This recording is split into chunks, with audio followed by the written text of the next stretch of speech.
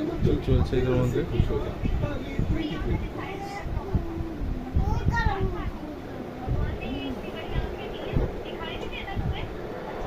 अनिकेत वर्मा अभी तक अच्छी पारी खेली है, बहुत ज्यादा प्रभावित किया अनिकेत ने। पर ये समस्या यहाँ पर ये है कि दूसरी छोर से वो सपोर्ट मिला नहीं है। ये था कमेंट्री गेंद इसका विकेट। जब आपके पास विकेट है तब आप स्ट्रोक पे अच्छा निकाल চোখে চোখে ধমকানো হচ্ছে, একে অপরকে ধমকাচ্ছে। লাস্টে বড় ভাই চলে যেতে যেতেও ফিরে গিয়ে থ্রেট। जब आपके पास ओवर है लास्ट के तो भाई आप विकेट हाथ में नहीं है, आपके पास बैट्समैन नहीं है। तो भैया चले थे बोले যাচ্ছে তো অ্যাকশন শাসন করে চলে গেল।